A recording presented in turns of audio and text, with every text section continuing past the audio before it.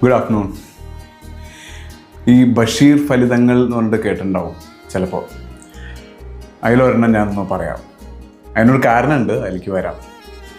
അതായത് ബഷീർ ഇങ്ങനെ നടക്കുകയാണ് കേട്ടോ, റോഡിൻ്റെ സൈഡിൽ കൂടെ നടക്കുകയാണ്, റോട്ടിലൂടെ നടക്കുകയാണ്. അപ്പോൾ സുകുമാർ അഴീക്കോട് കാറിൽ വന്നു. അപ്പോൾ ഇങ്ങനെ പാസ് ചെയ്ത് പോകുമ്പോൾ സുകുമാർ അഴീക്കോട് കണ്ടു ബഷീർ ഇങ്ങനെ നടക്കണത്. അപ്പോൾ പെട്ടെന്ന് നിർത്തിയിട്ട് ചോദിച്ചു, ബഷീർജി എങ്ങോട്ടാണ് പോണേ, ഞാൻ കൊണ്ടാക്കാം എന്ന് പറഞ്ഞു. അപ്പോൾ ബഷീർ പറഞ്ഞു, വേണ്ട, എനിക്ക് നല്ല ധൃതി ഉണ്ടേ എന്ന് പറഞ്ഞു. അപ്പോൾ എന്താ അങ്ങനെ പറഞ്ഞാൽ മനസ്സിലായില്ലേ? അപ്പോൾ ഞാൻ പറയണത് എന്താ വെച്ചാൽ, ഇങ്ങനത്തെ തമാശകൾ എന്നൊക്കെ പറയണത് വളരെ സിമ്പിളാണല്ലേ, പക്ഷെ എന്നാലും അതിലൊരു നമുക്കൊന്ന് ചിരി വന്നു. അപ്പോൾ ഇപ്പോൾ ആൾക്കാരതൊക്കെ തിരിച്ചറിഞ്ഞു തുടങ്ങി വീണ്ടും. അതായത് സിമ്പിൾ കാര്യങ്ങളിലാണ് രസമിരിക്കണേ അല്ലേ. ഇപ്പോൾ തമാശയാണെങ്കിലും സ്റ്റാൻഡപ്പ് കോമഡിയൊക്കെ കേട്ടിട്ടുണ്ടാവും പല ഭാഷയിലും, ഹിന്ദിയിലായാലും മലയാളത്തിലായാലും. സ്റ്റേജിൽ നിന്നിട്ട് തമാശകൾ പറയണത് വളരെ സിമ്പിൾ, വളരെ റോ ആയിട്ടുള്ള രീതിയിലാണ് പറയുന്നത്. ഒത്തൻറ്റിക് എന്നൊക്കെ പറയില്ലേ. ഇപ്പോൾ എന്തും ഒത്തൻറ്റിക്കാണ്. ഇപ്പോൾ സിനിമയിലാണെങ്കിലും ആ റിയാലിറ്റി കാണിച്ചുകൊണ്ടും ഒത്തൻറ്റിക് ആയിട്ടുള്ള ലൈഫ് കാണിച്ചുകൊണ്ടൊക്കെയാണ് നല്ല നല്ല സിനിമകൾ വരുന്നത്.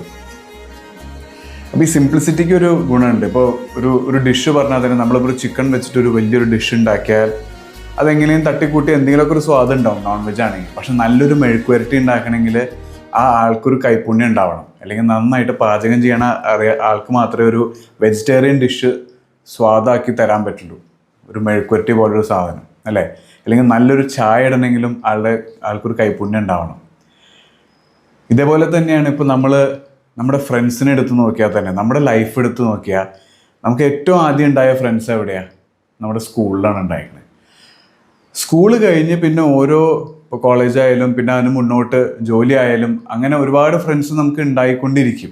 പലരും പോയിന്നും വരും ലൈഫിൽ നിന്ന്. പക്ഷേ ഈ ഉണ്ടായിക്കൊണ്ടിരിക്കുന്നതും ഓരോ കണ്ടീഷൻസും കാരണങ്ങളും കൊണ്ടായിരിക്കും. പക്ഷേ സ്കൂൾ ഫ്രണ്ട്സ് പറഞ്ഞാൽ അതൊരു കണ്ടീഷനും ഇല്ലാണ്ട് അങ്ങനെ ഉണ്ടായതാണ്. അതാണ് വളരെ സത്താണത്. അത് വളരെ ഒരു സിമ്പിൾ, ബേസിക്, ഒത്തൻറ്റിക് ആണ്.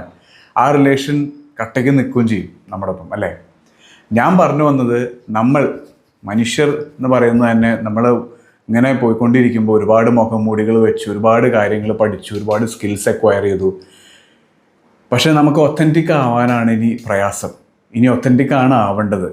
യു ബി യുവർ സെൽഫ് എന്നൊക്കെ പറയില്ലേ. അത് എളുപ്പമല്ലാതാവാൻ അതിന് പല അഴിച്ചുമാറ്റലൊക്കെ വേണ്ടി വരും. പലതും ഉപേക്ഷിക്കേണ്ടി വരും നമ്മുടെ ജീവിതത്തിൽ നിന്ന്.